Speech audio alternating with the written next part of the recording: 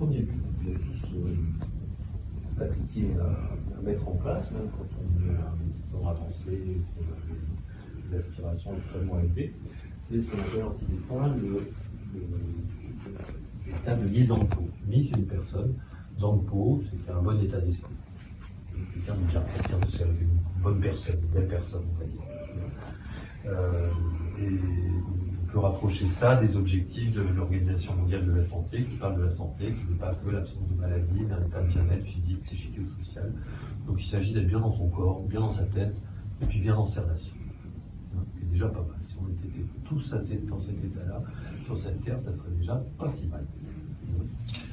Et déjà, l'avantage de cet état, c'est qu'il est quand même assez accessible finalement.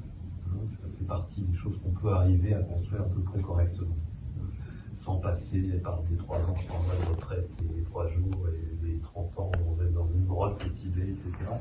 C'est quelque chose qui a notre portée, avec un peu de bon sens et un peu de pratique. On voit aujourd'hui que la méditation, les exercices issus de la méditation traditionnelle sont utilisés dans la discipline de la pleine conscience, qui ont été étudiés de manière extrêmement basique. Il y a quelques exercices qu'on donne à des gens qui sont des Pékin lambda, voilà, rien d'extraordinaire, qui ont de tout niveau, tout le monde est à peu près capable de faire ces exercices sans avoir besoin de s'entraîner pendant des années et des années. On a montré qu'avec quelques mois d'entraînement, on arrive à se sentir mieux, être moins stressé, plus à son aise en consacrant 10 à 20 minutes par jour pendant 3 mois. On commence à intégrer un petit peu notre manière de fonctionner, à se sentir déjà un peu mieux dans sa peau et mieux dans sa tête, et mieux dans ses relations aussi. Donc, ça a été testé dans des conditions d'expérience.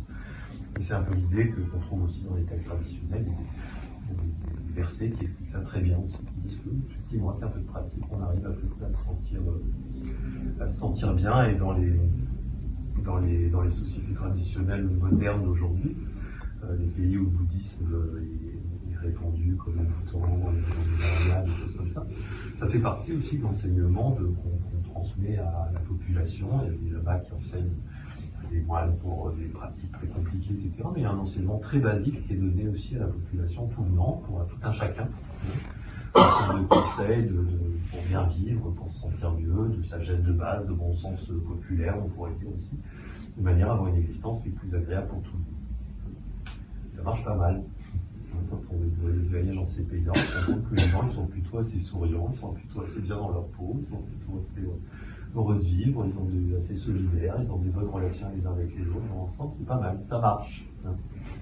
Ok ? On fait les 4 nobles vérités. Ce sont les vérités de la souffrance, les causes de la souffrance, la cessation de la souffrance et du chagrin qui mène à la cessation. On est là pour se faire du bien. On est là pour essayer d'améliorer notre condition de vie existentielle, notre vécu intérieur, tout ce qui peut nous faire du bien fait partie de l'enseignement. Ok ? Et donc quand on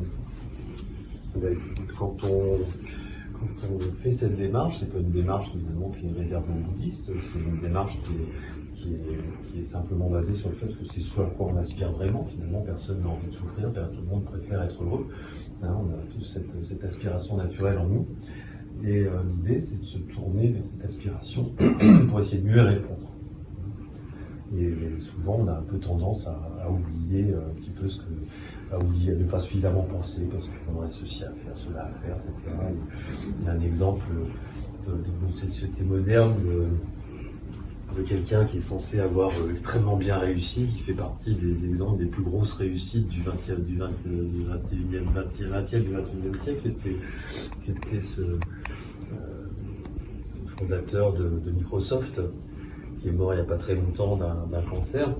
Et à la fin de sa vie, quand il a vu que c'était la fin et qu'il allait partir, il a fait un témoignage extrêmement fort et émouvant, expliquant que finalement il se rendait compte qu'il avait passé son temps à essayer de gagner de l'argent, avoir une réussite financière, etc., à vendre ses produits. Il est passé à côté de sa vie intérieure, qu'il n'avait jamais fait attention à ça, finalement, ça ne lui avait jamais traversé l'esprit que c'était quelque chose d'important. Il était dans le regret de se dire, je suis complètement passé à côté. Surtout, faites pas comme moi. Alors, il ne voulait pas dire, ne faites pas comme moi, c'est-à-dire qu'il ne faut pas réussir dans la vie, c'est pas la question. Mais surtout, ne pas passer à côté de sa vie intérieure, parce que finalement, le bien-être et la souffrance, c'est quelque chose qu'on éprouve à l'intérieur de soi. C'est pas quelque chose qu'on éprouve dans un lieu confortable, ou dans un espace confortable, ou avec une belle voiture. C'est dans son esprit qu'on expérimente ça. C'est donc dans notre esprit qu'il faut créer les conditions du bien-être et du mal-être. On est d'accord ?